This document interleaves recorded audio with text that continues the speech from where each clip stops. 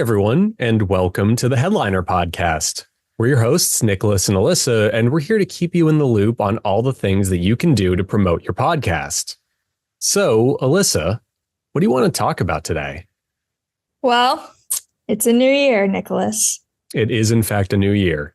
I think, we should probably talk about how to start a podcast here in this new year. Okay. Yeah. Yeah. So kind of in my mind, you break podcasting up to like the three phases. So you've got the pre-recording phase early in the year. Then you've got the creating phase. So that's going to, encompass the actual, hey, I press record. Oh, I need to edit, need to do all the things. And then the post-record phase, which is my personal favorite phase, which is all of the things you need to do to help market and grow that show. Mm-hmm.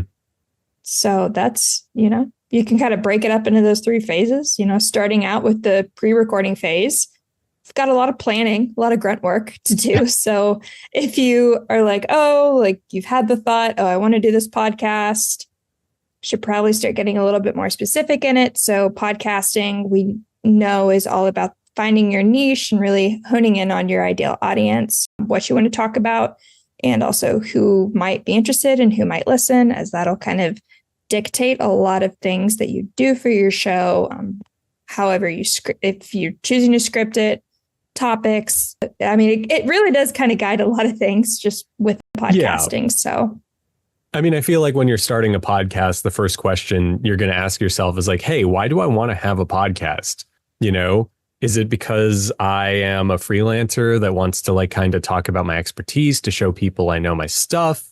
Is it because I'm in charge of a brand and we want to get awareness out about what we do and why we're different? Or is it just because you and your buddies are super funny and you want to be super funny on a microphone and people will hopefully find it super funny? I think I need to say super funny at least one more time. Super funny. I was going to say, I'm sure we'll get it in here at least 3 more times. Yeah. So no worries there.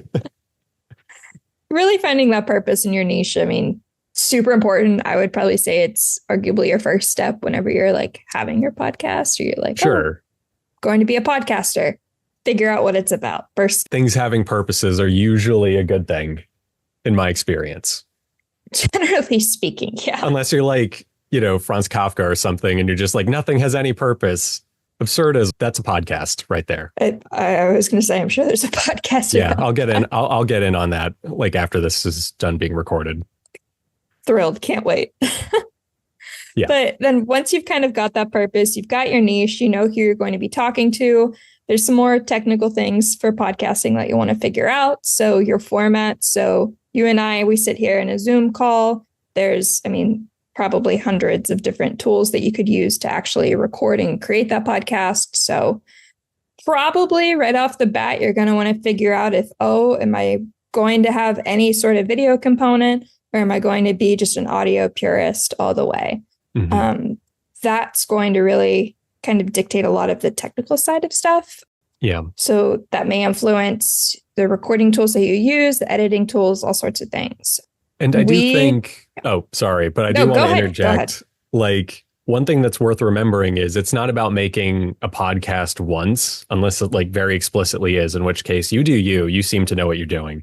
But, if you're making a podcast, you're presumably going to make them somewhat regularly, whatever that might mean for you. So picking a format and a style that you can do consistently is important.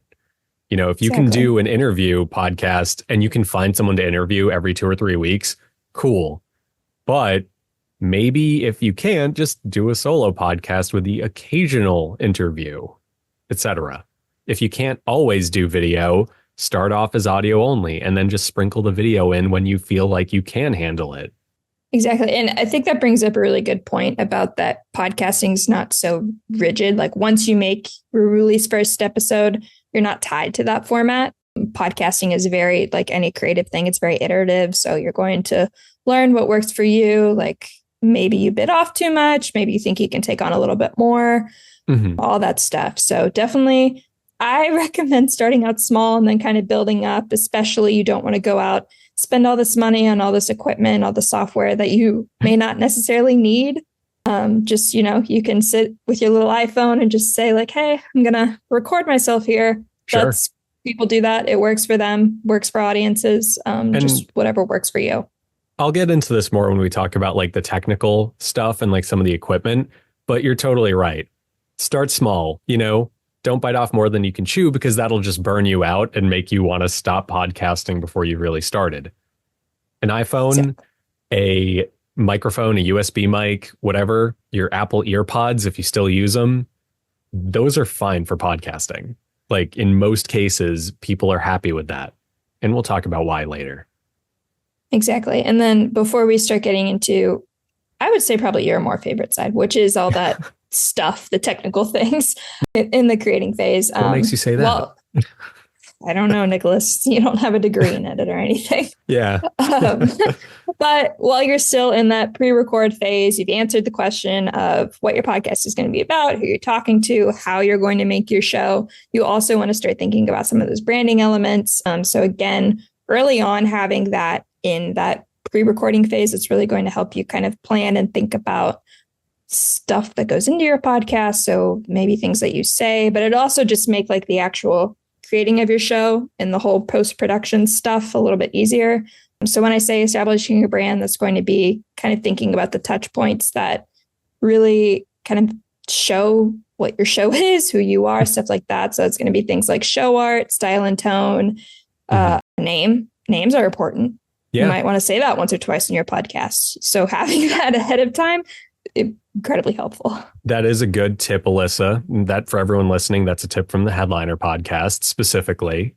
Just practicing what we're preaching for a moment.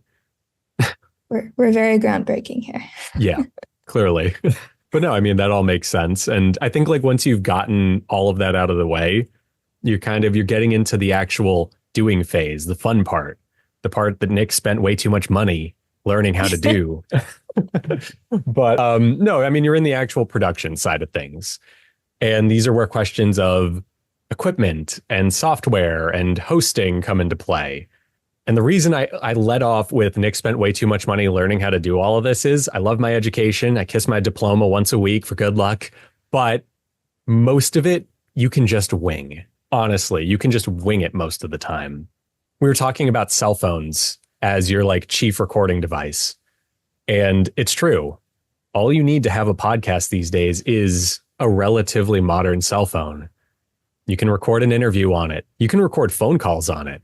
You can edit everything on GarageBand on it if you wanted to. You can do an entire podcast from an iPhone, iPad, whatever Android phone of your choice is.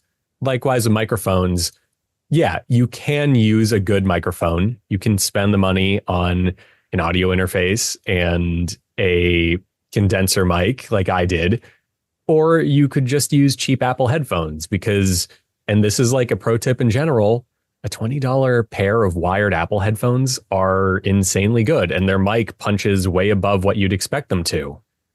So use it. It's right there. You probably have it in like a drawer somewhere in your house. Go ahead and record. Likewise, on the software side of things, nothing to worry about. You can use Audacity. It's free. You can use GarageBand, also free. You can go and get fancier things. And depending on the type of show you decide to make, you might. But, a podcast is usually a conversational format. So all you need to do is like have something where you can edit a conversation down and remove pauses or adjust levels, which any off-the-shelf audio editor will allow you to do. So yeah, wasn't that easy and painless? And then hosting is the same thing. You're looking for a podcast host. So long as it hosts your podcast, I think it's done its job. Exactly. And there's different like plans you can do within host and everything, but you basic is fine. You're starting out, just figure it out and then as you progress, then you can start to add on all of the doodads and stuff. Thank you for sweeping in to help me. No, obviously, if you find you're really enjoying your podcast and you feel like, okay, I've gotten my bearings, it's time to upgrade. Yeah, you can learn about mixing audio and you can learn what, all the different podcast hosts offer over each other that's unique. And there's a lot. There is admittedly a lot. But for most podcasters, just getting a podcast made and released on a cadence of some kind is like more important than anything. Exactly. And there is, kind of in the podcasting world, everybody knows about like the rule of 10. Like if you publish more than 10 episodes, you are probably in the top like 2% or something crazy of podcasters officially. So getting there and just like staying with it, learning and growing as you go, that's a huge milestone and accomplishment in and of itself. Yeah. And it applies to most types of content creation. Like this isn't just a podcasting thing. Most people who have tried to make a YouTube channel burn out after like 5 or 6 videos. Or most people who try to like write a book burn out after 5 or 6 chapters. I'm really fixated on 5 and 6 as numbers today. Most people who run triathlons give up after 5 or 6 minutes. You know, the works. Oh, yeah. that might be me telling on myself. I don't know. As a runner, that mile 5, that mile 6, it does hurt you a little bit. I said minutes, but thanks for the humble brag there. Well, I'll tout myself. Okay. You were just talking about how you run 1-minute miles. That's all. In 5 or 6 minutes, you've run 5 or 6 miles, exactly. Alyssa, clearly. Exactly. That's faster than a cheetah, but whatever, moving on. Podcasting. So, yeah, I think, you figure out your hardware, figure out your software, however you're going to make this thing, all the things like that. Now you're kind of in that third step, maybe, that you stop pressing record and now you're like, whoo, I've got it. I need to do all these things with it. My favorite part, the post-publish phase.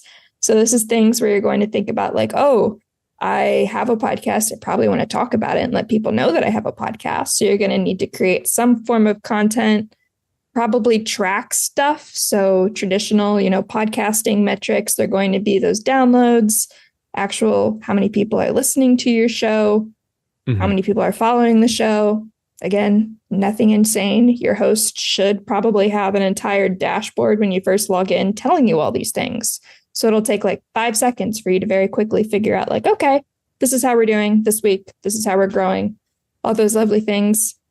If they don't, you can get a little bit more platform specific. Spotify for creators, Apple Podcast. If you're doing a YouTube podcast, YouTube Studio has all of this stuff really easy to find. Lots of Google it, lots of help articles to help you figure that out. And then you also want to create some sort of like a feedback loop and just kind of go from there. Yeah, no, exactly. And I think one thing worth remembering is just like in the process of releasing your podcast and starting to promote it and what have you, don't get discouraged by less than stellar results.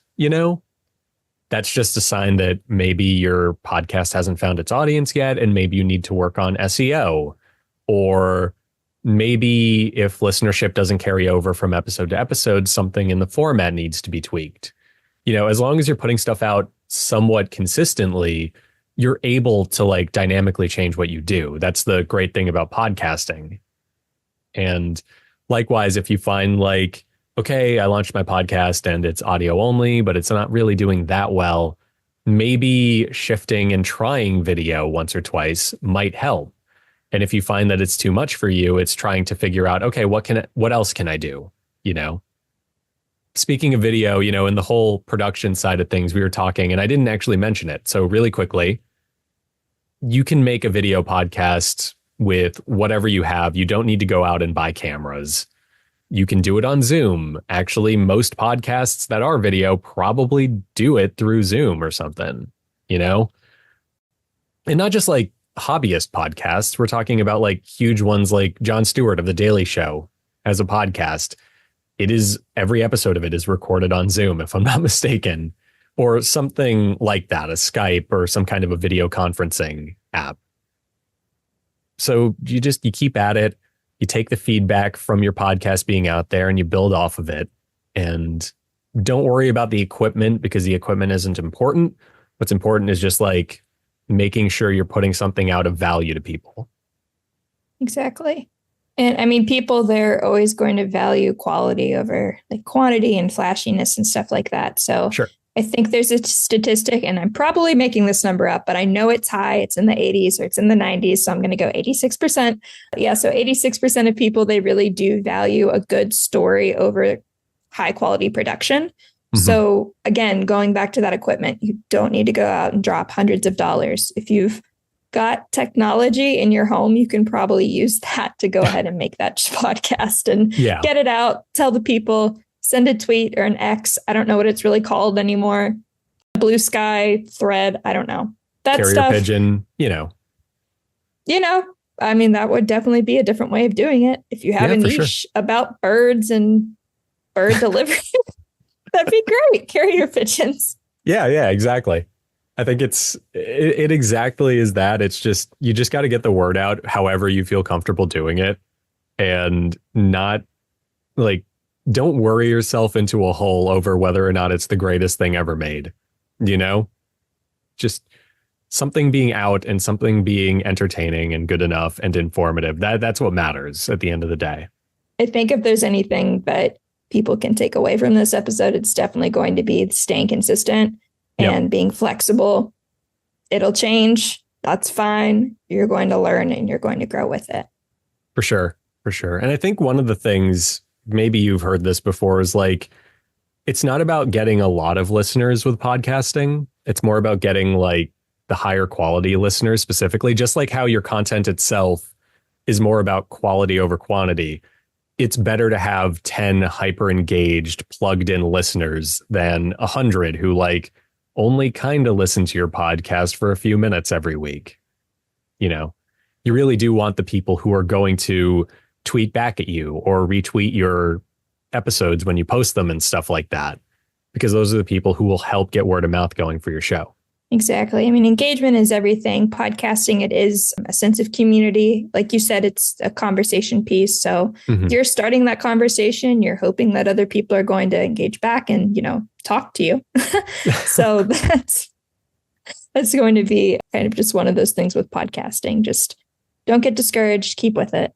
Ask people for feedback if you're like, this isn't doing exactly how I thought it would do. You still probably have some amount of listenership. So just literally ask people like, hey, if there's anything you want to see, email me, DM me, that kind of stuff. And you'd be really surprised, especially for the people that are invested. They probably have one or two pieces of feedback to say like, hey, I would love to see this, or I would love to hear you talk about this, that kind of stuff. So engagement really does go a long way in podcasting and content creation overall, but podcasting very specifically. Yeah. And obviously, don't just engage with your listeners, engage with other creators. I think part of like this episode might have felt vague is like we were talking about like it's really just about doing a podcast. And it is, because like you need to build the habit and get into it. But once you've built that habit, the next place you could and probably should go is to podcasting communities. Go to, our Discord, for example, not to plug us. We probably give tips on how you can promote your podcast there and stuff like that. Likewise, go on to like the podcasting subreddits for like tips on, hey, I've been recording my podcast for a couple of weeks with my phone. I'm looking for like an introductory laptop that can handle light recording and editing. The best part about podcasting, or one of the best parts, is the fact that the community is like super inviting, and there's like little to no pretension in it. So you can literally just be like, I don't know how to use computers, but I want to produce the next like This American Life or something. And people will be like, all right, word, dude, this is what you need and this is how you do it. And you will need a computer, but you'll figure it out. YouTube's a wonderful thing. Yeah, YouTube's great too. You can just like look all of this stuff up. There are a lot of creators who like almost do like vlog series on their podcast. So it's like, today I upgraded my mic and this is me testing it. And you can just learn this stuff in a really approachable, fun way. You can listen to this podcast. Yeah, exactly. In between bouts of me just spewing absolute word salad, there's probably a helpful nugget there. For Melissa, let's be honest. Well, I am pretty funny. Was that the keyword that we said? Pretty funny earlier? Something like that. Pretty funny podcast. There we go. Pretty funny podcast with your pretty funny friends. Exactly. Well, Elissa, is there anything else like a burgeoning podcaster should know? I'm going to just harp on the being flexible and staying consistent point. That's going to kind of carry throughout the entire podcasting process. So within the actual pre-recording phase, the creating phase, and the post-recording phase, I mean, you're going to learn something as you go. Like, I know when I first started, I would be like, oh my gosh, this takes forever. And then it gets quicker over time. You learn things, or you like templatize as much as you can.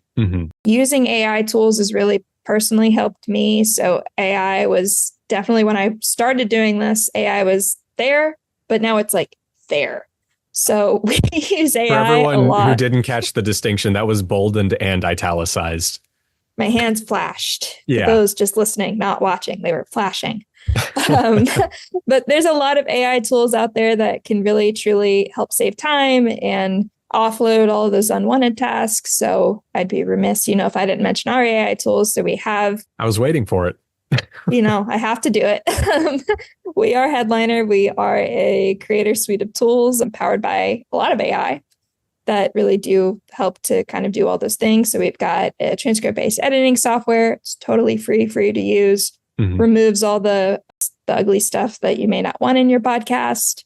Also gets a free transcription. Goes a lot with helping with SEO, which we have a lot of content about podcast SEO. I think the last episode we did on this. So if you want to just go back one episode, I think we talk about podcast SEO.